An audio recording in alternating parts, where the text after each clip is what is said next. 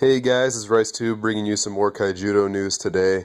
I thought I'd give you an update on some of the cards that we've been kind of privileged to look at from Shattered Alliances, the next set coming out in a few days.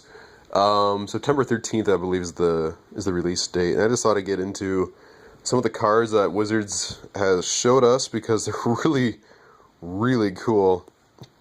Kind of like the name suggests, Shattered Alliances are all of the alliances that are like enemies. So like light and darkness, you know, are typically enemies, but they're now allied together and stuff like that. Water and nature are typically against each other, which is kind of weird because doesn't nature need water to like grow and stuff? I don't know. But anyway, here's some of the here's the first new card I thought was really kind of cool. It's called Kevo, Ingenious Shaman. It's a double breaker. And when this creature enters the battle zone, you choose a card in your mana zone and return it to your hand. And if you do, put the top card of your deck into your mana zone. So it's introducing this new thing called mana fixing to the game, where you just sort of take your mana and manipulate it a little bit more than you could before. And now you have access to mana as a resource outside of just summoning stuff. And then why this card's really good is because you can take your, let's say you have a Bull Shock Dragon in your mana zone, and you're like, crap, well now I can't use it. Now you can use it again because of this card. You bring your Bull Shock back to hand, and you place a mana, so you don't really lose any advantage through your mana. So I think that's really kind of cool. Looks like it's a very rare. I'm still trying to get the rarities in this game right, so I think it's a very rare, which might be a little bit hard to get, but who knows? It might be like a $5 card like some other stuff was. The Nexus Blitzer mech Falkera. It's a fast attacker, and whenever it attacks, you tap a target enemy creature, sort of like Shock and Awe. So it's a fast attacker and a Shock and Awe kind of rolled into one. Stompers are looking really kind of fun because you got, I don't know, these giant Gundam-like things just breaking stuff. It's kind of fun. Curse Eye Black Feather is kind of fun. This is the new Black Feather card. Whenever your opponent discards a card, you may draw a card. So this makes cards like Giga Stand and Spectre Claw really kind of fun to look at again because, hey, what's up? Also, if you think about this, guys, you Skull Shatter, they discard 3 cards, you draw 3 cards. That's really good. I don't know. I don't know what else to say about it. It just seems really, really fun. Plus, the art's really kind of cool. It's kind of like the show's artwork, which makes it a little bit different than the Duel Master artwork, in my opinion, so this is kind of interesting. Cyberscamp is a Cyber Lord, and it's a 2-cost 1,000 with the Ditto effect. And whenever your opponent casts a spell, search your deck and you play one of these puppies into the battle zone. So this is kind of interesting for decks like Blurple. Now you can run 3 of this puppy in that deck, and you have more options for like cards like Emperor Neuron and stuff like that. You can run it in Mono Water Rush and stuff like that, and you have more targets for like Emperor Dendrite, Emperor Neuron, stuff like that. And plus it thins your deck out a little bit, so it adds a little bit more consistency. And I don't know how much play this thing will see, but who knows. Next we have Cordia, the Soul. He's a super rare, which makes him really fun. And his artwork is just sick. I don't know what else to say about it. It's just sick. I want 3 of this puppy just because he looks so good. He's double breaker. When he enters the battle zone, all the creatures in your discard pile go into your mana. All the creatures in your mana zone are. Wow. Okay, hold on. When he enters the battle zone, take all the creatures in your discard pile and put them into your mana zone tapped. So he gives you a ton of mana, especially late game because he's a 9-cost creature.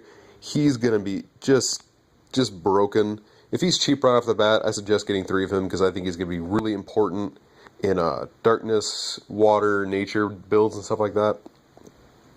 And then on top of that, Soul Shackle. Whenever he attacks, you can put a creature from your mana zone that is level 6 or less into the battle zone. Stuff like Rusalka Aqua Chaser, Bronze Arm Tribe. Cards that enter the battle zone and have effects are going to get a real boost off this guy, especially in those decks like I mentioned. Heretic Prince Raka is really kind of fun because he's a double breaker with fast attack, which is always good. So he's a bolt tail, basically. But on top of that, he gives all your creatures fast attack. That's not broken enough, is it? Because, like, at the end of each of your turns, you choose one of your creatures in the battle zone and return it to your hand. So, not only that, you've got stuff like Meteosaur and Rusalka Aqua Chaser you can use over and over and over again. That's just amazing. This makes that just such a broken deck. Plus, he's got 9,000 power, which isn't too shabby. Next, we have Twilight Archon, who's a blocker double breaker. And he's really similar to like Rigoria's Fortress and Lyra the Blazing Sun. Not only is he a blocker and double breaker, basically when he comes into the battle zone, you tap a target enemy creature, and it doesn't untap at the untap step. And then whenever your opponent casts a spell, you banish a creature.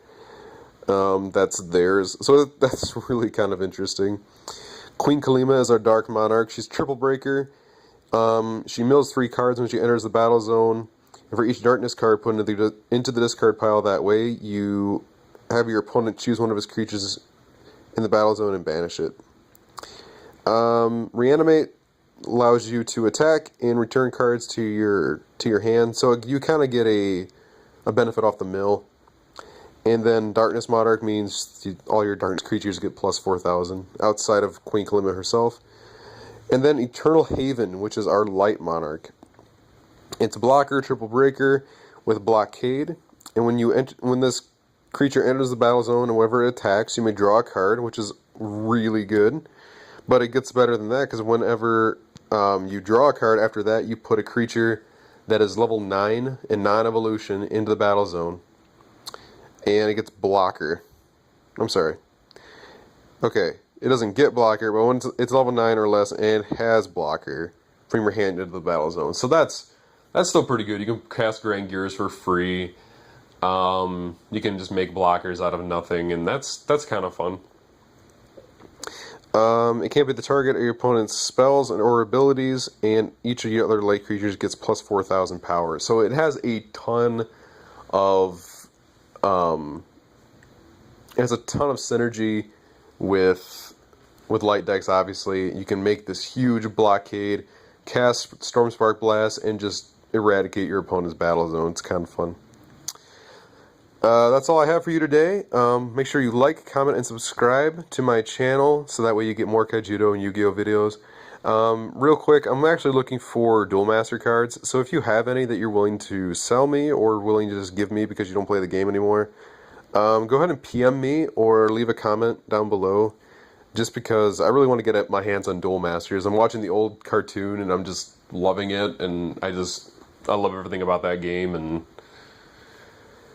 yeah, well, you know.